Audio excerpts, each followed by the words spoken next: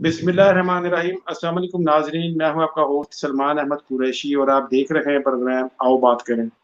नाजरीन, खुदा की बनाई हुई कायनात में तमाम मखलूक़ात अल्लाह की हम्द व सना बयान करते हैं और खुद रब ताला अपने महबूब हज़रत मोहम्मद मुस्तफ़ा सल्लल्लाहु अलैहि वसल्लम पर दरूद भेजते हैं और फरिश्ते और मखलूक़ात सब आप पर दरूद भेजने का हुक्म भी अल्लाह ताला की तरफ से उन्हें है, क्योंकि वो ज़ात खुदा ताला की महबूब तरीन हस्ती हैं। आप सल्लल्लाहु की मदह सराई करना किसी एजाज़ से कम नहीं। मेरी आज की मेहमान शख्सियत भी एक सना खां मुस्तफ़ा, इंतहाई खूबसूरत और दिलसोज आवाज़ के हामिल एक शफ़ीक उस्ताद, बेहतरीन शायर। जी, मैं अपने आज के मेहमान प्रोफ़ेसर अमीन अंजुम साहब को वेलकम करता हूँ अपने प्रोग्राम आओ बात करें में। अस्सलाम वालेकुम सर। वालेकुम सलाम। सर, इस प्रोग्राम में हम हर दफ़ा किसी मेहमान शख्सियत को दावत देते हैं और उनसे गुफ्तो शनीद का सिलसिला शुरू होता है। जो आपका मैंने तारुफ दिया, उस हवाले से सबसे पहले मैं चाहूँगा कि हम इस प्रोग्राम का आगाज़ आप ही के कलाम और खूबसूरत आवाज़ में हमदिया कलाम से करें। तो सर, प्रोग्राम का आगाज़ करते हैं। तो जीएसटीवी के नाज़रीन के लिए हमदिया कलाम आपसे गुज़ारिश है।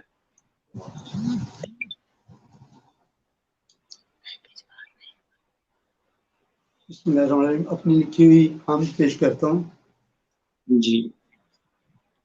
जहाने रंगो बू में तू ही तू है, जहाने रंगो बू में तू ही तू है, तेरी जलवागरी तो कू बकू है, कोई लाइक नहीं माबूद तुझ बिन, कोई लाइक नहीं माबूद तुझ बिन, सना तेरी ही मेरी आरज़ू है, सना तेरी ही मेरी आरज़ू है, तू दाता है तेरे मोहताज है सब, तू दाता है तेरे मोहताज है सब, तेरे दर से सभी की आरज़ू है, तेरे दर से सभी की आरज़ू है, मेरे सजदों में तेरी जात चमके, मेरे सजदों में तेरी जात चमके, मेरी सोचों का महवर तू ही तू है, मेरी सोचों का महवर तू ही तू है, और मत है ये अंजुम दिन तुझको ही सोचे, ये अंजुम रात दिन तुझको ही सोचे, ये अंजुम रात दिन तुझको ही सोचे, इसे हर लहजा तेरी जुस्तजू है, इसे हर लहजा तेरी जुस्तजू है। जहाने रंगो बू में तू ही तू है, तेरी जलवागरी तो को बकू है। सुभान अल्लाह, बहुत खूब। सर ऐसे है कि आपसे नात शरीफ भी ज़रूर सुनेंगे, लेकिन मैं ये चाहूँगा कि थोड़ा-सा वक़्फ़ा ले लें ताकि आप अपनी उसी अंदाज़ में खूबसूरत आवाज़ में हमारे सुनने वाले नाज़रीन को नातिया कलाम पेश करें। उससे पहले एक सवाल आपसे कि आपको कब ये इदराक हुआ कि आप एक अच्छे नात ख़ां बन सकते हैं और आपको अल्लाह ताला ने बेहतरीन आवाज़ से नवाज़ा है? और सबसे पहले आपने किस उम्र में नाते रसूल मकबूल पढ़ी? अल्लाह का शुक्र है कि मैं जब स्कूल में था, प्राइमरी स्कूल से ही मैं नात पढ़ता आ रहा हूँ। ये मेरी वालिदा जो हैं वो ख़ास तौर पर इस बारे में मुझे गाइड करती रहीं, और ये जी। इस तरह होता था कि अगर कहीं मुझे प्रॉब्लम हुआ नात के पढ़ने में, तो मैं बाज़ औक़ात मस्जिद से घर आता और वालिदा से आके उनसे पूछता कि ये किस तरह पढ़ी जाएगी, तो वो मुझे गाइड करती। तो मुझे प्राइमरी स्कूल से ही मैं नात पढ़ रहा हूँ, और उसके बाद जी। फिर स्कूल में, फिर आगे हाई स्कूल में, फिर कॉलेज में, और बाद में सर्विस के दौरान भी मैं मुख्तलिफ प्रोग्रामों में जो है वो नात पढ़ता रहा हूँ। आपका शौक और उसके साथ खुदा ताला की तरफ से खूबसूरत आवाज़ और उसके साथ अल्लाह ताला ने आपको ये भी तौफ़ीक दी कि आप ये कलाम लिखते भी खुद हैं और इतनी खूबसूरत आवाज़ में आप बयान करते हैं। तो अल्लाह ताला आपको और आप जो इस हमारे सुनने वाले हैं इन सबको तौफ़ीक दे इसी तरह के आप जैसे आपने माशाल्लाह इस सिलसिले को शुरू किया, बाकी लोग भी हम लोग भी आपके सीखें और स्पेशली यूथ जैसे आपने बतौर मौल्लम सर्विस दी है, तो मैं अगला सवाल आपसे इसी पे करता हूँ, तो बतौर मौल्लम ज़िंदगी के तल्ख़ और शीरीन तजर्बात आपके, तो मैं चाहूँगा जीएस टीवी के नाज़रीन के साथ वो भी शेयर करें और मुख़्तसरन इस कामयाब ज़िंदगी का क्या राज़ है कि अल्लाह ताला ने आपको जो इतनी सलाहियतों से नवाज़ा और इज़्ज़तों से नवाज़ा? सुभान अल्लाह, अल्लाह ताला का ख़ुसूसी करम रहा। 1991 में एजुकेशन को जॉइन किया। पंजाब पब्लिक सर्विस कमीशन के इंटरव्यू के बाद मेरी फर्स्ट अपॉइंटमेंट जो है वो सोहाबा जेहलम में हुई, और वहाँ से मैंने अपनी एजुकेशन की सर्विस का आगाज़ किया। उससे पहले मैं कोई 7 साल की सर्विस मेरी इस्लामाबाद के अंदर एक डिपार्टमेंट था मिनिस्ट्री ऑफ डिफेंस का, सर्वे ऑफ पाकिस्तान, वहाँ पे मैं जॉब करता रहा। 7 साल के बाद एमए करने के बाद मैंने ये जॉब जो है वो एजुकेशन की तरफ आ गया, और यहाँ कुछ 1.5-2 साल मैं सोहावा में रहा। वो इलाका बहुत नीट एंड क्लीन है और बहुत खूबसूरत पहाड़ और सब्ज़ा, और वहाँ पर तकरीबन अच्छा अरसा मेरा गुज़रा। और सोहावा से मेरी उकाड़ा में ट्रांसफ़र जो है ये गवर्नमेंट कॉमर्स कॉलेज में 1992 में हुई, और उस वक़्त से लेकर बाकी सर्विस जो है वो मेरी यहीं गुज़री है। इस सर्विस के दौरान आपकी जो ज़िंदगी जो आपने बसर की एक बतौर मौल्लम, तो इसमें आपने किस वक़्त आपको ऐसा महसूस हुआ कि अल्लाह ताला से जो आपने माँगा था वो आपको सब नसीब हुआ और कोई ऐसी तमा या कोई ऐसी ख़्वाहिश जो अभी आपकी मुकम्मल नहीं हुई और आप ख़्वाहिश रखते हों कि आप ये भी कर सकते थे? अगरचे वो पहले मेरी जो मुलाज़मत थी वो एडमिनिस्ट्रेटिव जॉब था, बजट में काम करते थे। लेकिन जब मैं एजुकेशन में आया, तो यहाँ आके मुझे ये लगा कि ये फ़िज़ा जो है वो मेरे लिए सबसे बेस्ट है, और मैं एजुकेशन को ही पसंद करता था। इवन ये कि वालिदा मुझे ये बताती हैं कि जब आप छोटे थे तो ये बात कहा करते थे कि एक दिन आएगा कि मैं जो है वो पढ़ाने के लिए जाया करूँगा, और उस वक्त साइकिल का रवाज था, तो वही कहते थे कि साइकिल पर जाऊंगा और साइकिल पर पढ़ा के वापस आया करूंगा। और फिर ये हुआ कि पूरी सर्विस जो है वो मेरी साइकिल पर ही गुजरी है। मुझे ना मोटरसाइकिल आई, ना मोटरसाइकिल मैं चला सका, और मैं फिर इसी पर ही आना जाना मेरा रहा। और कोई ऐसी अल्हम्दुलिल्लाह ख्वाहिश नहीं है कि जो पूरी नहीं हुई। अल्लाह ताला का करम है कि हर जगह पर जो है वो इज़्ज़त मिली, और ख़ास तौर पर नात के हवाले से अल्लाह ताला ने बहुत करम किया। और वहाँ भी सुहावा जेलम के अंदर एक प्रोग्राम में मैं इनकी नात जो है वो गोला शरीफ वालों की पढ़ रहा था, तो वहाँ पर एक रेडियो के प्रोड्यूसर भी मौजूद थे। तो उन्होंने बहुत एप्रिशिएट किया, उन्होंने कहा कि आपकी आवाज़ जो है वो इस काबिल है कि आप आगे कहीं पढ़ें। फिर इस तरह मौका मिला कि लाहौर तो मैं नहीं आ सकता था, मैं मेरे करीब रावलपिंडी था, तो रावलपिंडी स्टेशन से मुझे 2-3 दफ़ा जब वो मौका मिला रेडियो पाकिस्तान से भी, और एक दफ़ा पाकिस्तान टेलीविज़न इस्लामाबाद से भी नात पढ़ने का मौका मिला।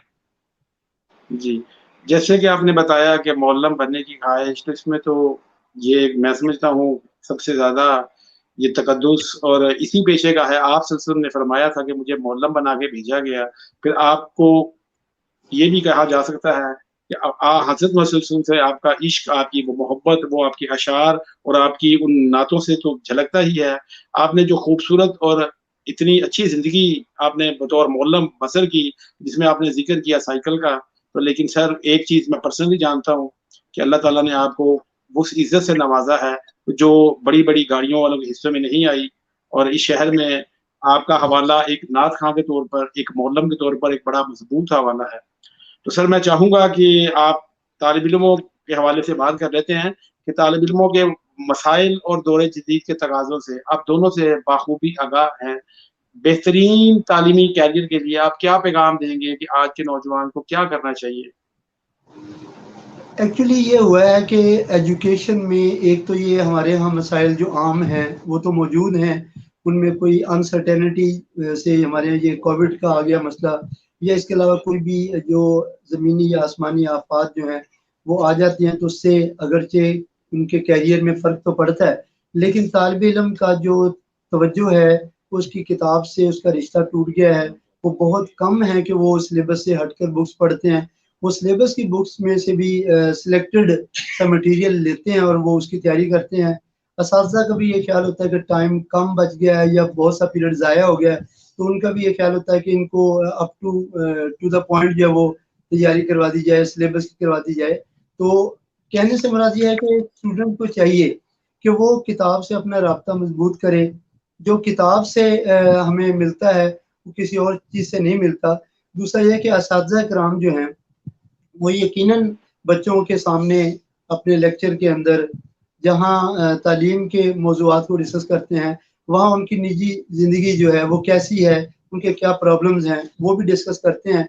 तो मेरा ख़्याल है कि अगर तालिब इल्म को ये बता दिया जाए कि वो असातिज़ा के साथ एक ऐसे रिश्ते में रहें कि वो सीखने-सिखाने का रिश्ता रहे, और जब वो इस मामले में आगे बढ़ेंगे, तो यकीनन वो कुछ न कुछ सीख जाएँगे।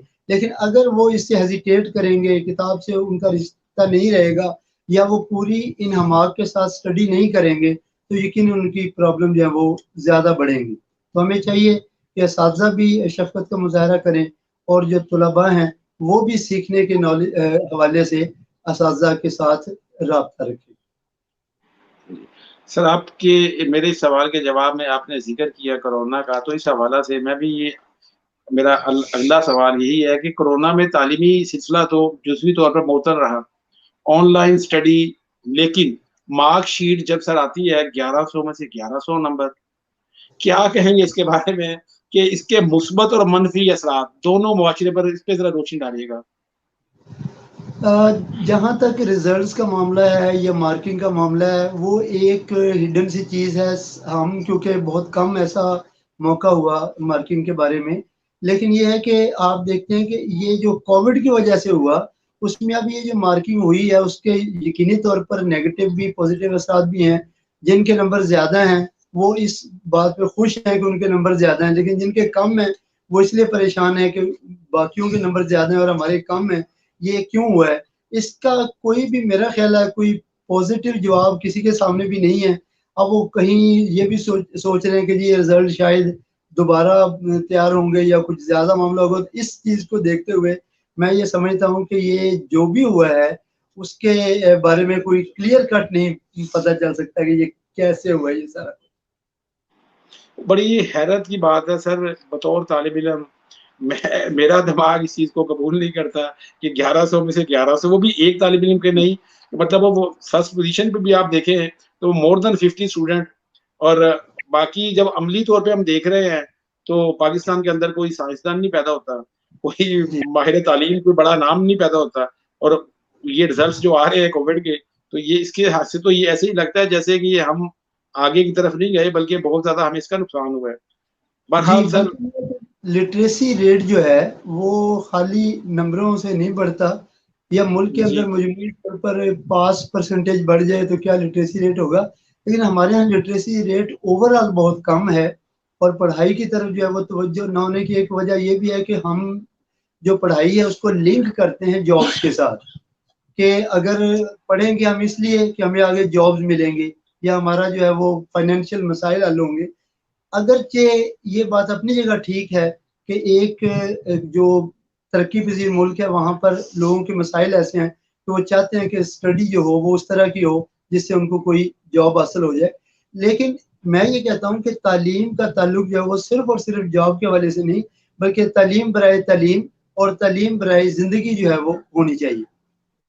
जी, बेशक तालीम का मकसद तो सर ज़िंदगी का बेहतर बनाना, इल्म और आगाही ही है।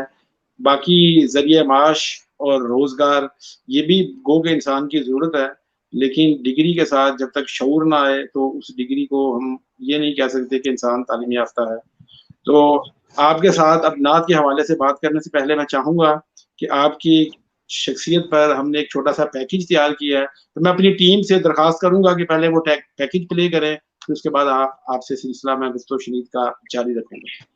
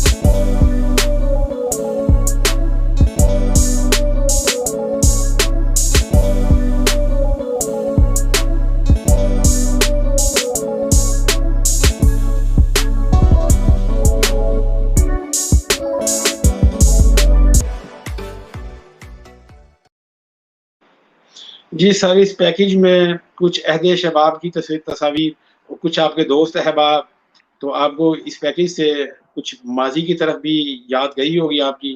तो इस पैकेज में जो हमारे मुग़ल जी हैं, उन्होंने भी काफ़ी फ़ास्ट म्यूज़िक डाला। तो इसी हवाले से मेरा क्वेश्चन आपसे कि आज के दौर में नात ख़वानी मुख्तलिफ़ इंस्ट्रूमेंट के साथ पेश की जाने लगी है, और सर प्रोफ़ेशनल नात ख़वां भी जन्म ले रहे हैं और खूब कमा भी रहे हैं। तो इस कल्चर के बारे में आप क्या कहेंगे? जहाँ तक नात का ताल्लुक है, मेरा ये अपना एक मौक़िफ़ है कि नात जो है उसका म्यूज़िक के साथ जो ताल्लुक है वो उस तरह नहीं होना चाहिए। नात जो है वो यकीनी तौर पर एक ख़ास रंग है जो नात का ही रंग होता है, और उसके अंदर इंतहाई संजीदगी के साथ नात को इंतहाई अकीदत के साथ और इंतहाई मोहब्बत के साथ पेश करने की ज़रूरत होती है।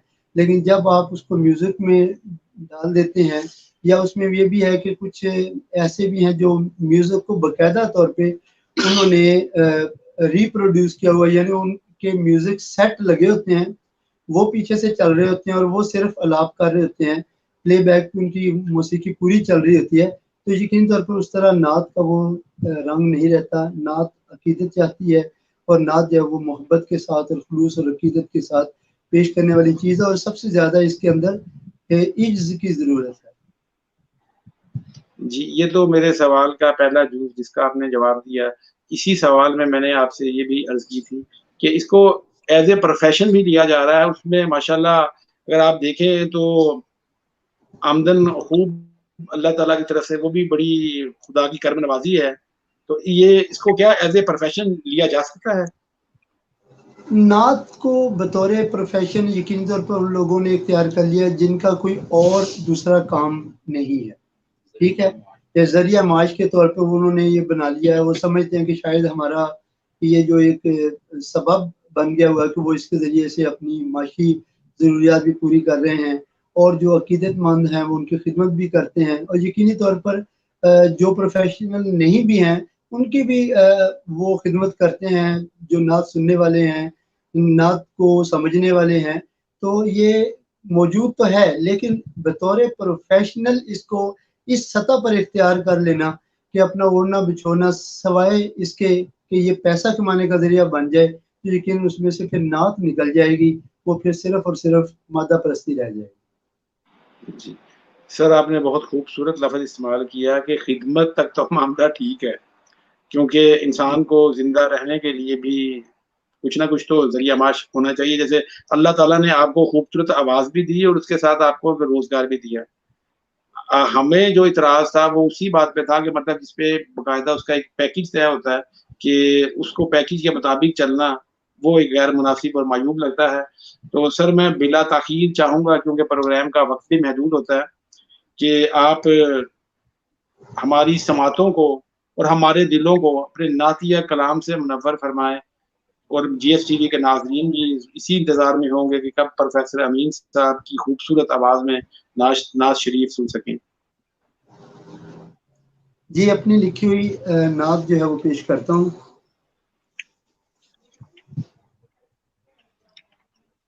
सय्यदना करीम सल्लल्लाहु अलैहि वसल्लम बलगल उला बिकमालिही कशफत दुजा बिजमालिही हसनत जमीउ खिसालिही सल्लु अलैहि व आलिही।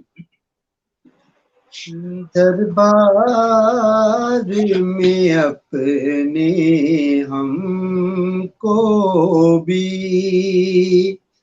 बुलवा लीजिए, बुलवा लीजिए,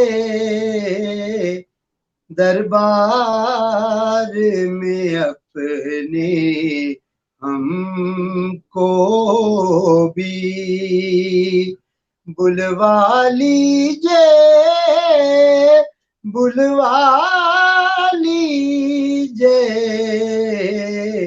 फिर रोज़ाए अक़दस की जाली दिखला दीजिए, दिखला दीजिए, दरबार में अपने हमको भी। बस आपका उसवा ही आका कौसैन की जानिब जाता है, इस उसवाए कामिल पर हमको, इस उसवाए कामिल पर हमको ए रहबर दीन चला दीजिए दरबार में अपने हमको भी बुलवा लीजिए बुलवा लीजिए दरबार में अपने हमको भी। और जब हश्र के रोज क़यामत की गर्मी से बदन जलते होंगे, जब हश्र के रोज क़यामत की गर्मी से बदन जलते होंगे, उस वक्त खुदारा हमको भी रहमत की छाँव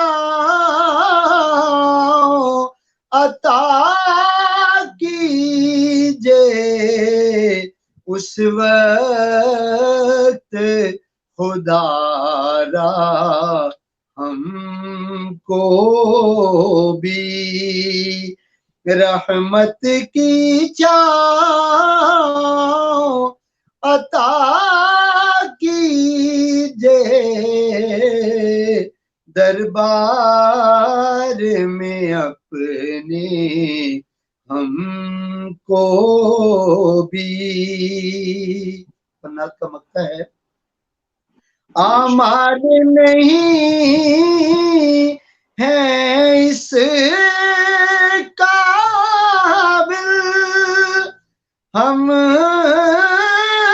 आपके सामने हाजिर हों,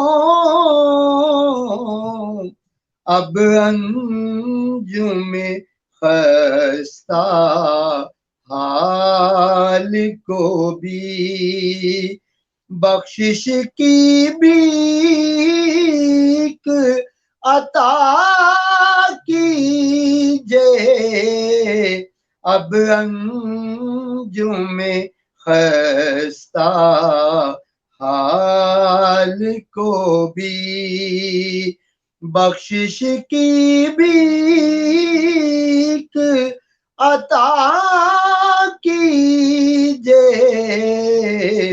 दरबार में अपने हमको भी बुलवा लीजिए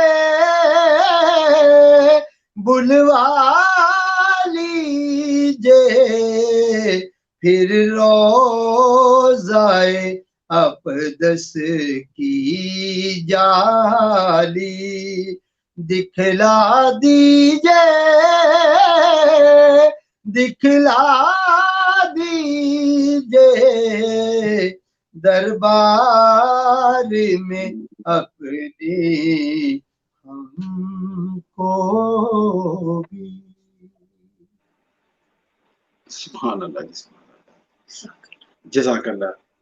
सर आपका बहुत शुक्रिया कि आप हमारी दावत पर इस प्रोग्राम आओ बात करें में तशरीफ़ लाए और बड़ी खूबसूरत नशिस्त आपके साथ रही और आपकी शायरी के साथ आपकी पुरसोज आवाज़ और नात शरीफ और हम इन्हीं कलमात के साथ इजाज़त चाहूँगा कि इंशाअल्लाह ताला ज़िंदगी रही फिर आपसे ज़रूर दावत देंगे और आपको दोबारा इस प्रोग्राम में मौजूद करेंगे।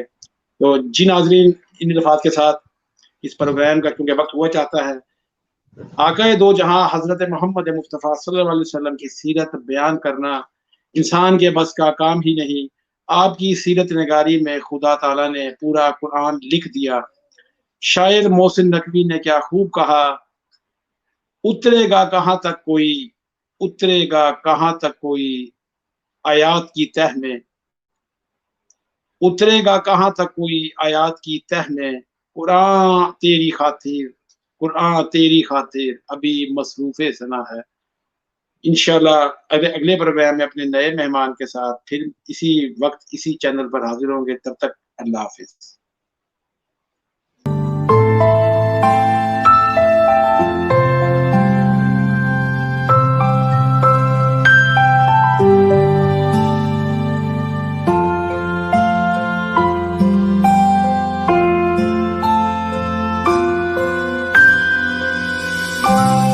जहाँ दर्द वहाँ जीएस हमदर्द, आपका दर्द जीएस हमदर्द का दर्द।